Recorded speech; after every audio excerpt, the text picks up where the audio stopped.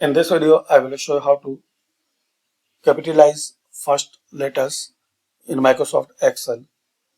So guys, we have this large number of name list, and there are some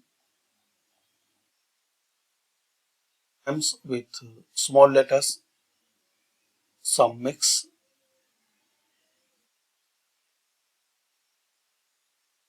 So to capitalize first letter, just guys, you have to type this formula equal sign.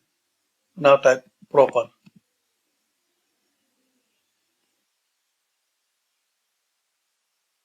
Now double click on this proper and select this cell. In my case, it's D column and number 3 row. So it's actually D3. Select it. Then press enter. Now select it and drag and drop.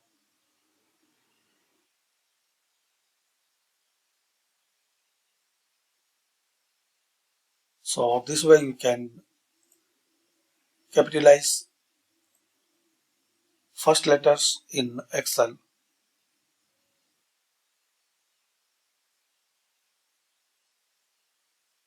Thanks for watching.